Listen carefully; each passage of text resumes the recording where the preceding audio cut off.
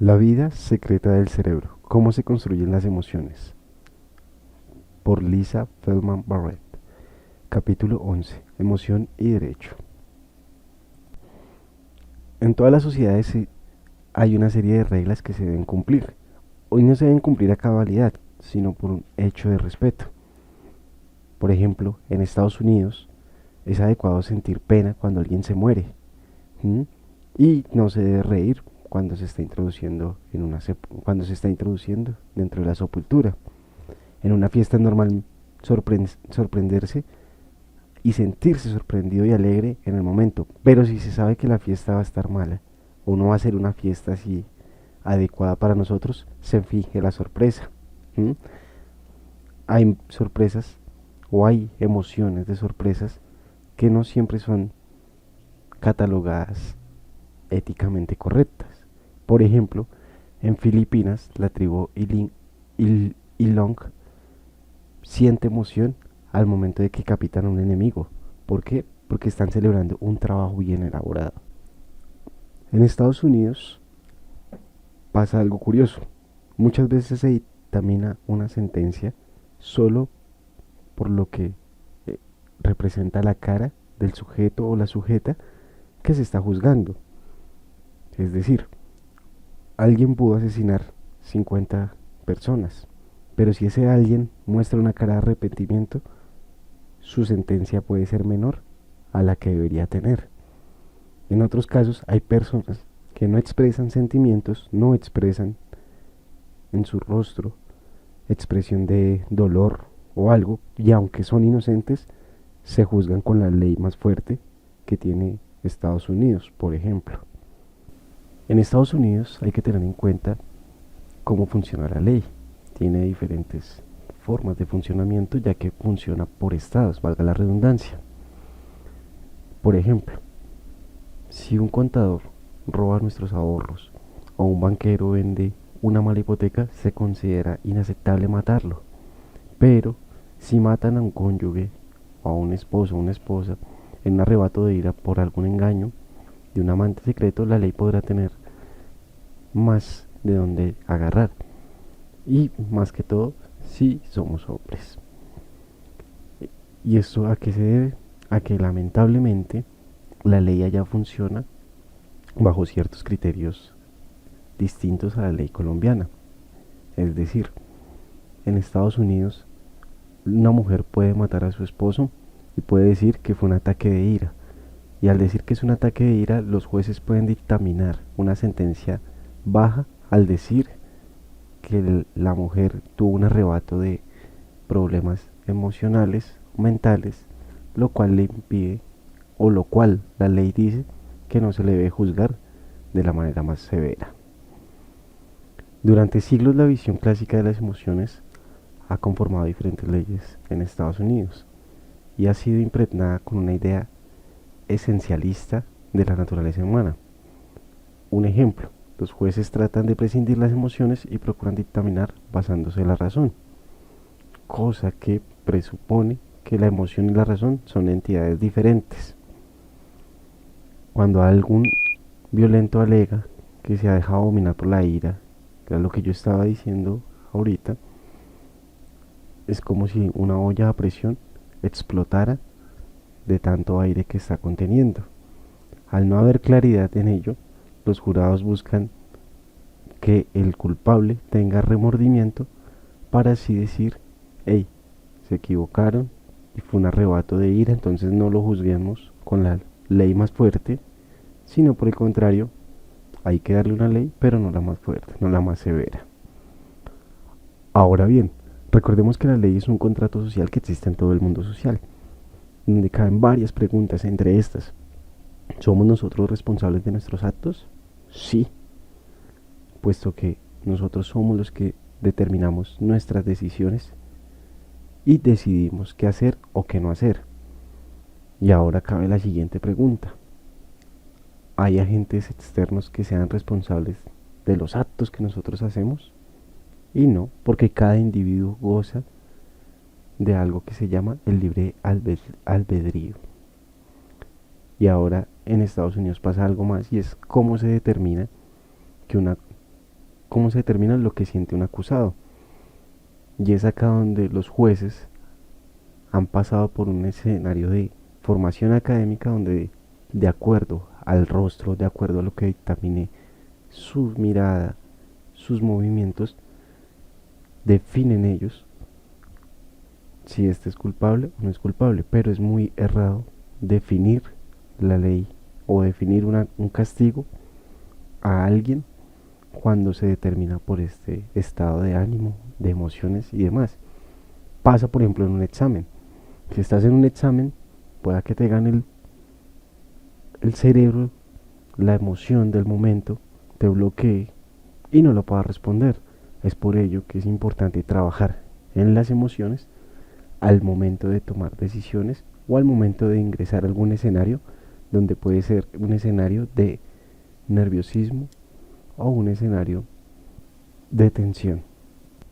Todo esto para decir que en pocas palabras, muchas de las personas que son condenadas en Estados Unidos son condenadas injustamente y muchos se libran de la culpa solo por el hecho de tener una ley muy anticuada en determinar ciertas responsabilidades solo por un gesto facial, un gesto verbal, un gesto kinestésico, lo que determina que no todo el que es culpable termina juzgado y no todo el que es inocente termina libre. Esto pasa en Estados Unidos. Pero ahora bien, ¿qué se puede hacer frente a ello? Antes de poder dar respuesta a la pregunta que antecede, hay que tener en cuenta cómo funcionan las emociones y cómo se van descubriendo. Bajo este ideal, hay que tener en cuenta que toda persona va entendiendo sus emociones a medida que va surgiendo de una experiencia. Es decir, cuando estás frente a la chica o el chico que te gusta, comienzas a sentir un cosquilleo impresionante, más conocido como maripositas. Estas mariposas, si logramos manejar las emociones, podemos hacer que éstas se muevan de una forma armónica y no dispersas como suele suceder. Pero hay que tener mucho cuidado con ello. ¿Por qué? Porque hay que ser muy responsable. La responsabilidad es pertinente al momento de tomar decisiones y al momento de poder lograr manejar las emociones. Con esto no estoy diciendo que no hay que sentir, no hay que dejar experimentar al cuerpo cierto tipo de experiencias que deben pasar en el trascender del día a día. Uno de los casos más reconocidos en Estados Unidos es cuando John Norton Patterson disparó a Norton 2 veces en la cabeza y lo mató. Patterson confesó que había disparado, pero dijo que era menos culpable a causa de su alteración emocional externa en el momento del asesinato. De acuerdo a lo que dice la ley estadounidense, este arrebato de ira, de mal genio, de dolor, hizo que Patterson fuese fuera de control de todos sus actos. En consecuencia, pues fue declarado como asesinato, pero de segundo grado, en lugar de ser un asesinato de primer grado, que exige pues otro tipo de pena más dura y que en otras palabras, en igualdad de circunstancias se considera que el asesinato racional es peor que el asesinato emocional. Hay que tener presente que la ira se cuece, hierve y estalla y siempre deja algo de destrucción. La ira hace que la gente sea incapaz de ajustar actos de ley y es por ello que la gente logra mitigar parte de la responsabilidad que tiene frente a los actos realizados por esas personas. Ese argumento se conoce como defensa basada en el arrebato pasional. El arrebato pasional también depende de ciertas suposiciones y de las emociones familiares. Una de las primeras suposiciones es la clase de ira universal, donde queda una huella que se cataloga con una huella dactilar concreta. Esta se justifica en defensa de una acusación de algún asesinato. Supuestamente se incluye el rostro enrojecido, una mandíbula apretada, las ventanas nasales ensanchadas y un aumento en el ritmo cardíaco. Y sumado a ello, la presión sanguínea y la sudoración es bastante fuerte. Ahora bien, esta presión sanguínea y esta sudoración en exceso solo es una suposición de la cultura occidental. Si muy bien podemos notar, muchas veces las personas sudan, tienen un ritmo cardíaco bastante fuerte, pero no solo porque hayan cometido algo malo, puede ser por tristeza, alegría, miedo, etcétera. Pero en el caso de los asesinatos, la mayoría de personas que lo hacen con mucha alegría o con mucha tristeza, lo que la ley no considera un atenuante en estos episodios emocionales. Ahora bien, hay que tener en cuenta que no todos los casos de asesinato o todo lo que se ha causado o todo lo malo realizado por las personas no es causado y no es desencadenado por la ira. Muchas veces esto se puede poner en duda. No siempre un asesinato es por ira, o en algunas veces hay personas o hay asesinos más bien que han asesinado por placer, por deseo, por emoción, por satisfacer, por satisfacerse personalmente. Otra de las suposiciones del sistema judicial en Estados Unidos es el control cognitivo, donde las personas en un pensamiento racional y en actos deliberados y de libre albedrío cometen algún acto dañino para la sociedad.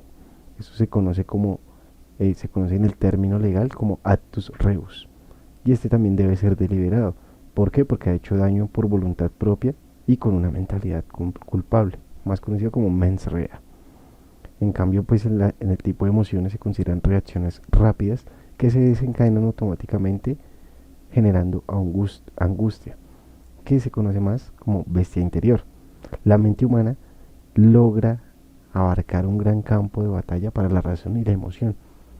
Y cuando no se ejerce una disciplina cognitiva suficiente, las emociones afloran y se apropian de las diferentes conductas que tienen las personas. También estos interfieren en los actos que deben realizar y en consecuencia hacen pensar a la gente que comete algún acto malo que no son culpables o en su defecto que son menos culpables. Y para ello argumentan que lo hicieron porque recibieron maltrato, lo hicieron porque se sentían atacados, aunque todo esto solo es un racionamiento propio, más no un racionamiento real. De acuerdo a ello se podría concluir que a veces un problema biológico puede interferir en la capacidad del cerebro para tomar decisiones con actos que sean realizados con intención o sin intención, y pueda que crezca un tumor cerebral o que empiecen a morir algunas neuronas en lugares importunos. Pero esta variabilidad del cerebro en sí y en su estructura, su función, su química o su genética no es una circunstancia atenuante para un crimen. La variación en este caso es la norma. Otro de los casos que también afectan el sistema de justicia en Estados Unidos es el remordimiento, donde el jurado siempre está pendiente a cómo se ve la persona, cómo expresa su dolor, de que si tiene remordimiento. Ahora bien, ¿qué es el remordimiento? El remordimiento es el sentimiento de culpabilidad que tiene una persona por algo que ha hecho y que la logra intranquilizar. ¿Y qué pasa con ello?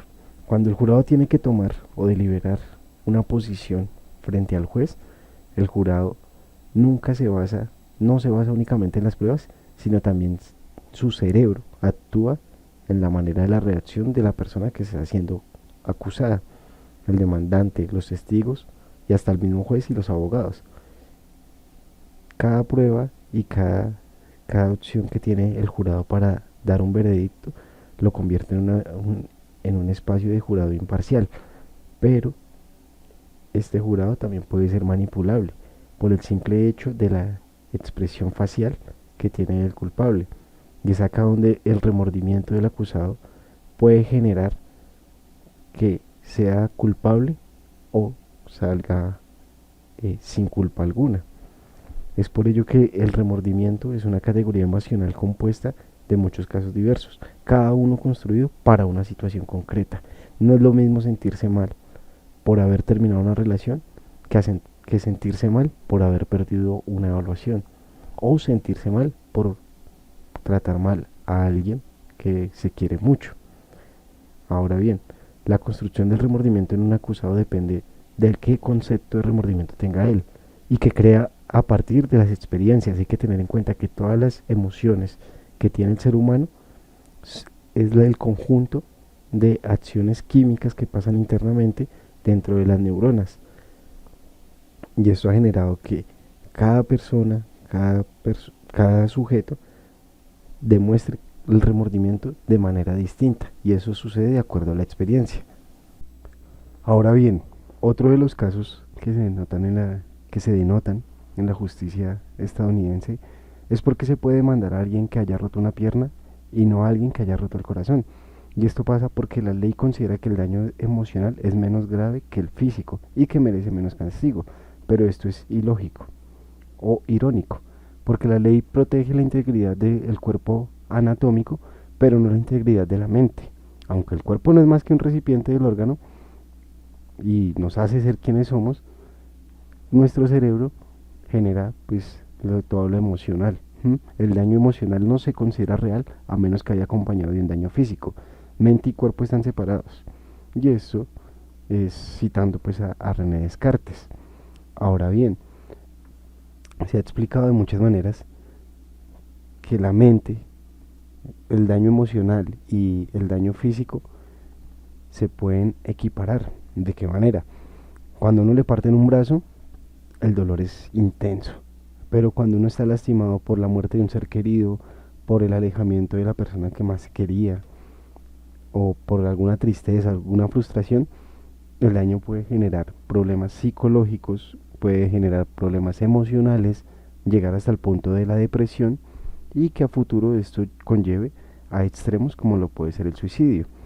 Es por ello que la ley debe ser reescrita teniendo en cuenta estos escenarios, pero aún así, por más de que se han dado argumentos científicos, argumentos serios, los daños psicológicos pasan a un segundo plano frente a lo que es la ley. Esto también lo hemos reflejado muchísimo en los menores de edad. Muchas veces las familias consideran que el tener mucho dinero, mucho capital, es sinónimo de felicidad para un menor de edad, cuando el menor de edad necesita el acompañamiento de sus padres en todo escenario de formación y de crecimiento. Se desconoce esto y por eso es que la tasa de suicidios ha aumentado a nivel mundial, especialmente en Estados Unidos, puesto que los niños siempre están, en su gran mayoría, siempre están sin sus padres o sus padres siempre están trabajando y quien los educa es un tercero. Y es por eso es que se ven muchos casos de atentados internos dentro de las escuelas, donde algún sujeto, por el hecho de estar metido todos los días en videojuegos, comienza a atacar a todos sus compañeros con un arma. Y la pregunta es, ¿de dónde sale el arma? ¿Por qué lo está haciendo? Y estos daños emocionales son los que no se tienen en cuenta frente a la ley, sino por el contrario lo que hace la ley, es decir, es un problema de que él mató a todo el mundo porque tenía rabia, porque tenía dolor, bla, bla, bla, pero no tienen en cuenta que es un proceso que se ha venido gestando por el desconocimiento de las emociones del niño por parte de sus padres.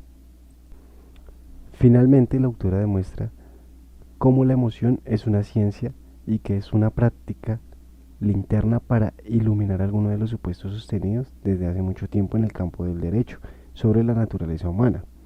Unos supuestos que, como se sabe, ahora no son respetados por la arquitectura del cerebro. Las personas no tienen un lado racional y un lado emocional, donde el primero regula el segundo. Y es por ello que ella hace una crítica fuerte al sistema judicial en Estados Unidos, donde dice que los jueces no pueden prescindir del afecto para dictar fallos basados en la razón, y que tampoco los jurados pueden detectar emociones en los acusados. Pueda que las pruebas más objetivas estén contaminadas por el realismo afectivo, lo que significa que la conducta delictiva no se puede situar en una zona del cerebro. El daño emocional no es una mera incomodidad y puede acortar la vida. En resumen, toda percepción y toda experiencia en un tribunal o en cualquier otro lugar es una creencia muy personalizada, inculcada por la cultura y corregida por inputs sensoriales del mundo. Es decir, no es cualquier caso el resultado de un proceso objetivo. Y es por ello que ella pide a la ley y solicita que debe ser decisivo donde se tenga en cuenta la ciencia de la mente, el estudio del cerebro y donde se puede conformar una nueva jurisdicción mediante la formación de los jueces, donde los jueces estén educados para entender un poco más tanto la emoción como la razón y como el daño físico que se causa cuando hay algún dictamen.